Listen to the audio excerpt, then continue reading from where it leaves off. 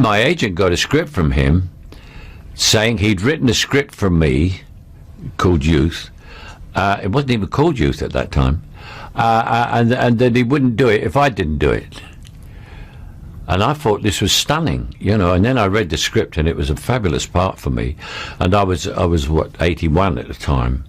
And you don't get many fabulous parts for 81-year-olds. Yeah, called Youth, but of course about old age. It's about old age, yeah. Well, the way it gets the title Youth from is I have an examination, you know, to see if there's anything wrong with me. Then I have to go to I have an appointment with the doctors to get the results. And he says, I go there, and he said, there is absolutely nothing wrong with you. He said, it's what we in the medical trade call youth. And that's where the title comes from. And there's another lovely line that your character Fred has. He's talking about old age, and he says, I don't know how I got here. And that struck a big chord with me personally, because I was thinking about that, and I thought, well, I was 81 or 82 at the time, and I thought, I'm 82, and like 10 years ago, I was 36. What happened? You know, and it's a mystery of just how you managed to get there, and also you're still here. You know, because people say, you hear Charlie died, he was 75, you know, but he had a good innings. You go, wait a minute, I haven't started batting yet, bloody good innings. But also, men don't get old like they used to. I remember men of 80, the little old men talking like that, you know, and wandering around and getting up on a walking stick, and I don't feel I'm 82 now. I don't feel 82, and also we all take better care of ourselves than we ever did. I mean, everyone's living longer, you know. You can even in your old age do a bank job. Your next film, I think, is about, is it not? Old guys who do bank jobs. Well, there's two, actually. There's a very funny thing, because I made a film since this. I made it in New York. It's about three old guys, Morgan Freeman, Alan Arkin, and me. We live in Brooklyn, in New York, outside of New York.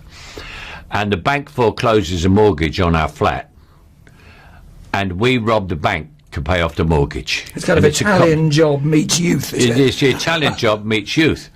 But then there's, in the paper today, there's the story about the four old guys who did the Hatton Garden job, and they're saying Winston and me should be in that. You know, it's in the paper. So if someone writes a script, I've got, I'll be 83 in March.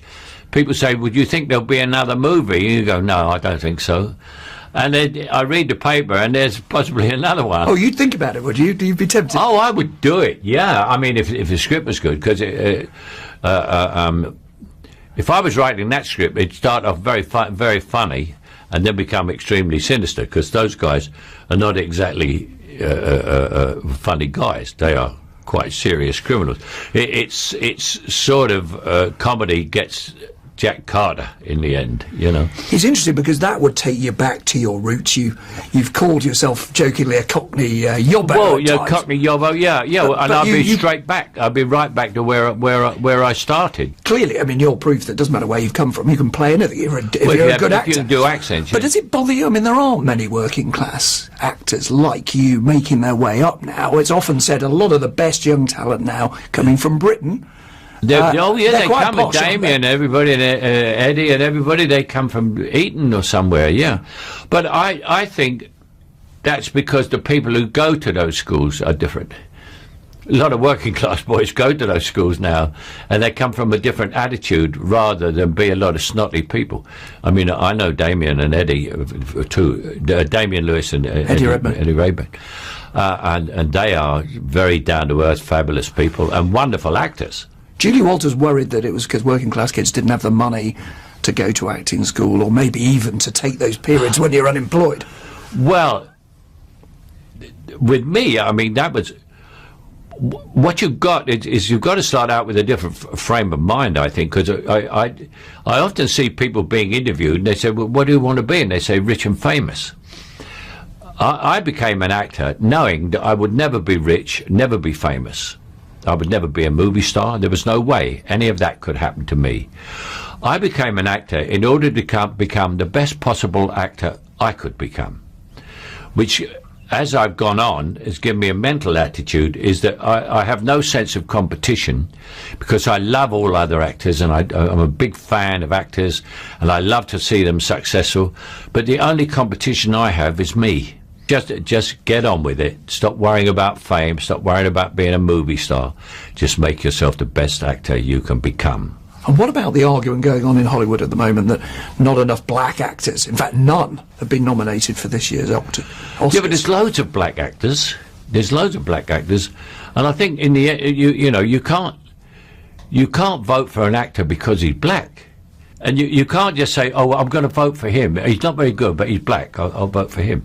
I mean, you got to give a good performance, and I'm sure they were very good. I mean, the one I don't know whether Idris got, because I saw Idris and I thought he was wonderful. I thought did he not get nominated? No. Well, look at me. I won the Best Actor European Award, Best Actor. I got nominated for nothing else, So you just have to take it. And what a great thing about it is you don't have to go. Yeah. You go, oh, God. Especially the Oscar, in 24 hours on an airplane, I'm going to sit there clapping Leonardo DiCaprio, Yes, it's come as a relief. Yeah, and I love Leonardo. He played my son in a movie, but I don't want to travel that. I'm too old to travel that far to sit in an audience and clap someone else. So again, your message really to those non-white actors is be patient. It'll come. Be patient. Of course it will come. Yeah. Of course it will come. It took me years to get an Oscar. Years. Yeah. Now, you're not a politician, and I'm not going to ask you, I promise, lots of political questions. No, I'm not a politician, but I'm political, obviously. Yeah, I vote, yeah. Yeah.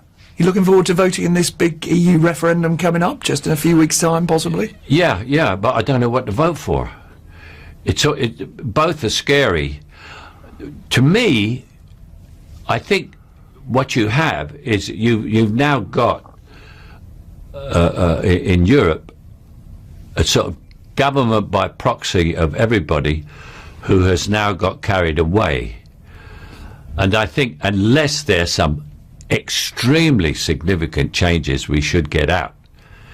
Because you say, well, we'll fail. And you go, well, okay. So you failed. Get better. Work harder. Try harder. And then you'll be a success.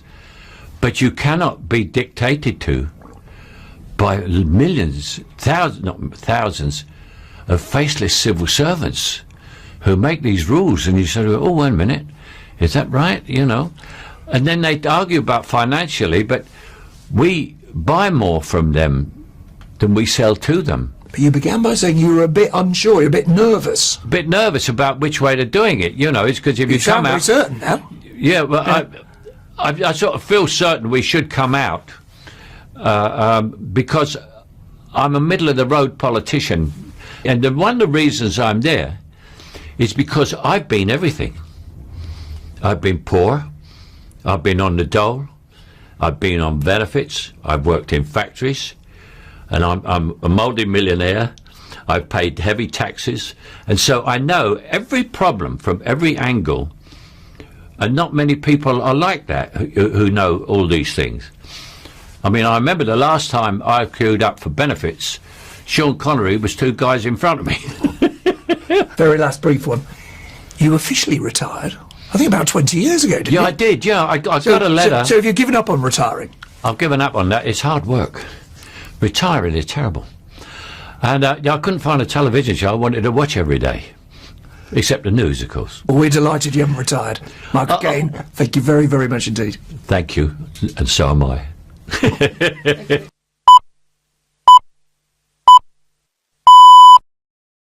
I've been everything. I've been poor. I've been on the dole. I've been on benefits. I've worked in factories. And I'm a multi-millionaire. I've paid heavy taxes. And so I know every problem from every angle. And not many people are like that who know all these things. I remember the last time I queued up for benefits, Sean Connery was two guys in front of me. Very last brief one. You officially retired, I think about 20 years ago, didn't you? Yeah, I did, yeah. I got a letter. So have you given up on retiring? I've given up on that. It's hard work.